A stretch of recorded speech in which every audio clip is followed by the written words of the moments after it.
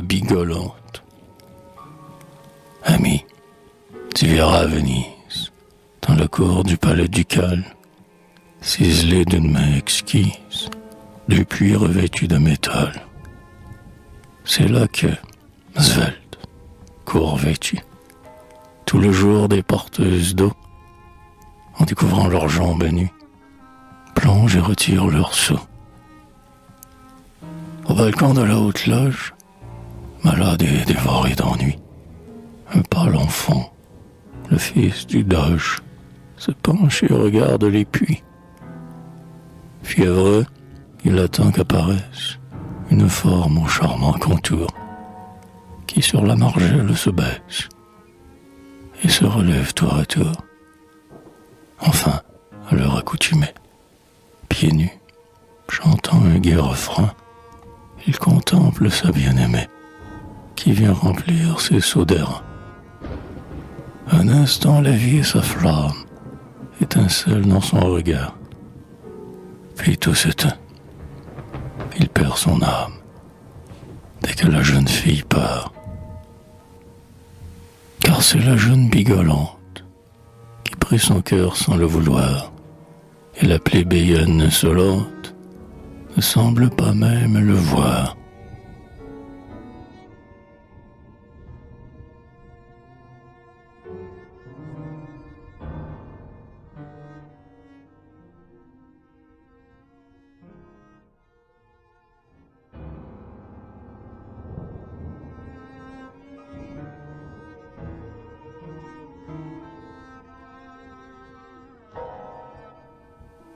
Sur un lit à colonne torse, qu'abrite un baldaquin doré, le fils du doge gît sans force, le front morne et décoloré.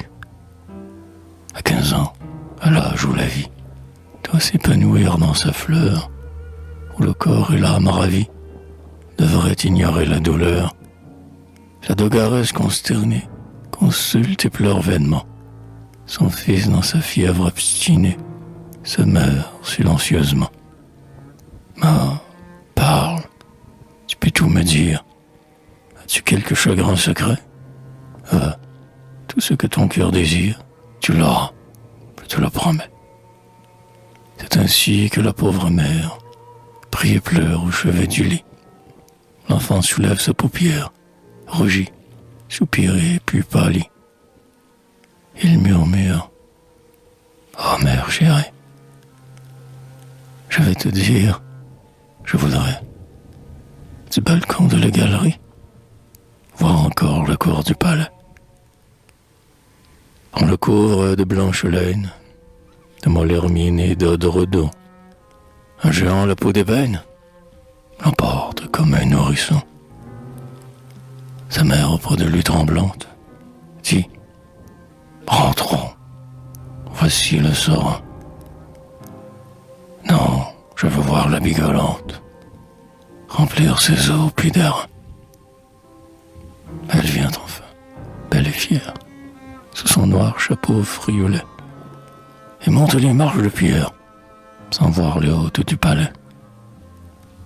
C'est assez, mon fils, c'est trop même. Quittons l'air froid de cette cour. Ah, ne vois-tu pas que je l'aime et que je meurs de cet amour?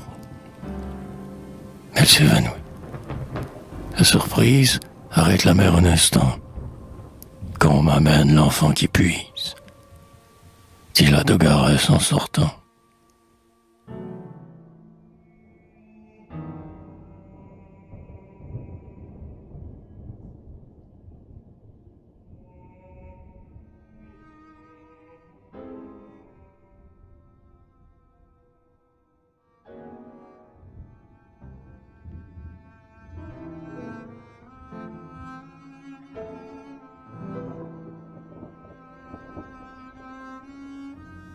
Dans la salle d'or constellée, étonnée et l'œil ébloui, la jeune fille est installée près du jeune homme évanoui.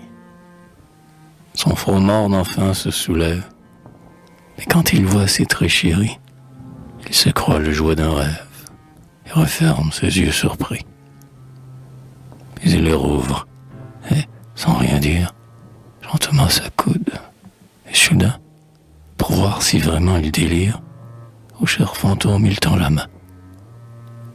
Oh joie, il sent une main brune, brune mais fine, où le soleil, l'eau des puits, l'air de la lagune ont laissé leur baiser vermeil. Il la prend, l'étreint la pose, sur son cœur satisfait enfin. Alors de sa paupière close, jaillissent de longs pleurs sans fin. Mon fils, qu'as-tu? Lui dit sa mère. Calme-toi, es-tu pas heureux? As-tu quelque autre peine amère? Dis-nous encore ce que tu veux. Je ne veux rien, plus rien au monde, ni même dans l'éternité, rien que cette ivresse profonde que je savoure à son côté.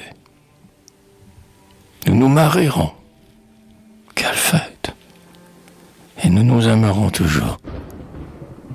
La jeune fille, stupéfaite, se lève et répond sans détour, en retirant sa main pressée des mains du pâle enfant princier. Monseigneur, je suis fiancé, et j'aime Azou le gondolier. Mais il crie, une sanglante écume monte à ses lèvres dans l'effort, le cœur brisé par l'amertume. L'enfant s'affaisse et tombe mort.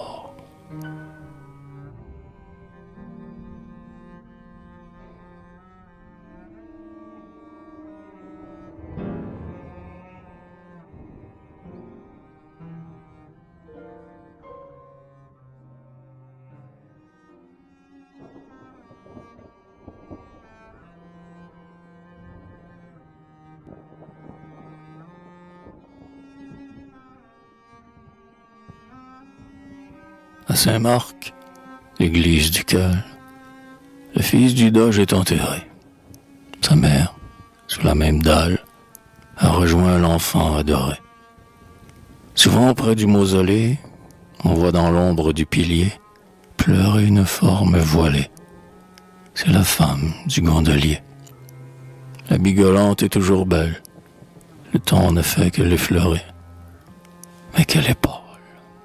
Souffre-t-elle? Pourquoi donc vient-elle pleurer? C'est que de la dalle glacée, un appel invincible sort. Toute autre image est effacée. L'enfant est vaincu par la mort. Elle l'aime. Et la pauvre femme, désormais blessée à son tour, languit et meurt pour la jeune âme dont elle a dédaigné la mort.